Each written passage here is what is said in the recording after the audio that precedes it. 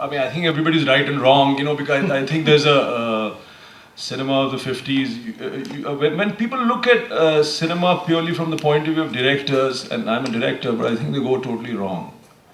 Because when you say B.R. Chopra, you have to say Akhtar Mirza. You have to say Rahi Masoom Raza. Right? You have to say, when you look at, say, the work of Guru Dutt, you have to say Abrar Alvi. Right? Then you have to, when you say look at the work of Raj Kapoor, then you have to say Khwaja Ahmad Abbas. So I mean, in the 1950s, and I don't think it was as surreptitious or as trying to get into the good books of the government. But here was people who actually had ideas about India. Right? Here was people in 1950s who disagreed or agreed with the idea of India that was handed to them. And they passionately believed, I think. Personally, I might be overdoing this, but I think Khwaja Ahmad Abbas or Abrar Alvi or Rahi Masoom Raza either disagreed, and either you disagreed at that time with Nehru or Gandhi, or you agreed. So I think many of them were Nehruvian filmmakers and who passionately agreed with Panditji, right? So I think Mehboob Khan and his writers and B.R. Chopra's what was called the story department and Mr. Khwaja Ahmad Abbas and all passionately believed in Nehru's vision of India. I think the only person who didn't was Guru Dutt and Sahir Saab. So when Sahir Saab says, "Jine naaz hai Hind pe kahan hai, wo kahan hai?" he's asking that to Nehru.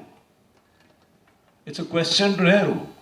Right? I mean, I think the most passionately non-Nehruvian filmmaker, and it's fascinating how when you try and look at anything in Indian cinema, you land at Guru Dutt's doorstep. And here is a man who is constantly rejecting the idea of India, sometimes in a way of westernization. If you look at his lighter films, Bazi, the idea of the anti-hero. He's contending with traditions, and he's trying to find I mean, here's a filmmaker and who's trying to because in a time when there was not a structured way of developing as a filmmaker or as a he's trying to find himself, that's why he sometimes goes here and there. But in his 3 or 4 best films, you see a man totally contending with the Nehruvian vision of India. I mean, he's the one non-Nehruvian filmmaker in Guru Dutt's world. There is no place in India for, and it's an exaggerated view maybe. And I think Kagaz Ke Phool is a very trashy story. Absolutely. It's an absolutely trashy story. I mean, what people might say, but it's a work of a great filmmaker which takes sometimes the film into moments that are beyond the story. Right? But here is a man for whom, in the modern India that is developing in front of him, there is no place for the social outcast, for the prostitute and the poet, and they all their tragedies become, in a sense, one. In the work of B.R. Chopra, Rahi Masoom Raza, Akhtar Uliman, they're very great people, and you have to understand also all these very big dialogue writers coming from UP, where they are lost, and Urdu is losing its place, and they have nowhere to go, and nobody's reading them, and they're trying in Indian cinema to find a way of, talking, and within conditions, within commissioned work, within situations given to them, they are trying to put, sometimes like if you see Kagaz Ke Phool, and you see, and I'm maybe being, very irreverent here, but you see, Waqt ne kiya kya hasi sitam. Why is that song there? Except that it's a great song. Often, the structure of Hindi films is because, the song is there because it's a great song. There's no other reason for it. You write the songs first. You write the songs first. So sometimes in Jine Naaz Hai Hindi, when you say, Waqt ne kiya kya hasi sitam, actually the situation is not that Wahida Rahman and Guru Dutt are drifting apart at that time. Right? I mean, look at the situation. Or where. It's later that they part. It's not when it's a song that doesn't occur. I mean, then the other brilliant song occurs, Bichhde Sabhi Bari Bari, you know. So I think in Gurudutt he's trying to find, but it's a point of view of a man who's totally rejecting the idea of India that Nehru has, in a naive way sometimes, but in a very passionate way as well, and he's very. I mean, I think a person like Gurudutt is very, fired by some impulses which are not merely monetary. I think he's one of the few who's not. And the rest are, I mean, Mr. B.R. Chopra accepts the idea of India as handed over. And so Nehru was also in conflict. Or the Congress party at that time was also in conflict with a lot of India. The Congress party or Gandhi are not always in conjunction, as proved by the death of Gandhi. They're not always one with the idea of, there are different ideas of India at that time. So Nehru's idea of India and the Swatantra Party ideas of India and the feudal elements at that time, which were probably finding Nehru too radical and finding him almost claiming that he was a communist. I mean, that those traditional aspects of India were in conflict with Nehru and the Congress Party.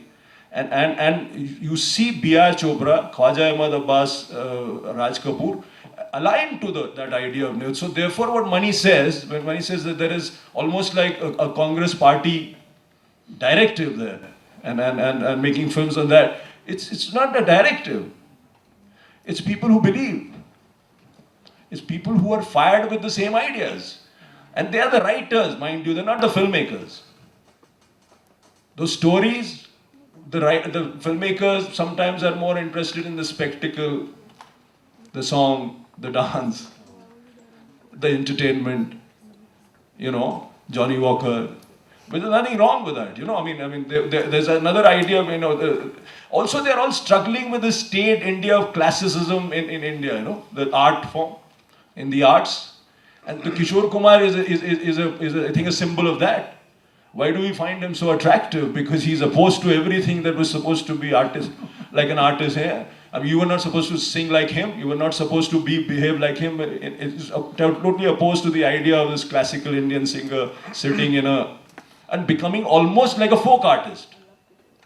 So he was probably the all India folk singer of his time, the first one of them. And because there has always been in India this distinction between classical and a friend of mine says that in this world there are some people who are fired with the childlike desire of appealing to a lot of people, and some of them make great films. But in India has never believed that. Classicism, is for the few. The language of the ruler is different. The language of the ruled is different. Cinema was supposed to be the popular art form, like it was said. The status was very low. In the 50s, 60s, in officialdom, in the haloed offices of Sangeet Natak Academy, in my own house, when we grew up, they said all the songs that are considered classics now in my houses in Lucknow, they said they were bad songs, this was bad poetry.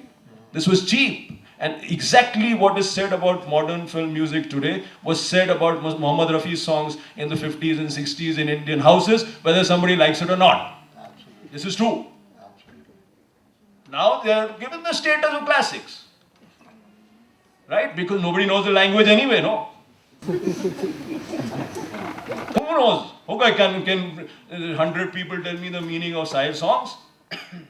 How do they know this is a great song, In those days, people who knew, people with Urdu poetry was supposed to be the halo, of Mir and Ghalib and Iqbal. And Sahir was a chief songwriter in the cultural, So, I think these guys, they are the first folk, and they brought some kind of art, and that's why Indian cinema, I think, survived. And they brought some kind of passion, and they brought they tried to talk down or talk to another kind of people and to all of India. And sometimes they made bad films, sometimes they make very good films, but often they made entertaining stuff.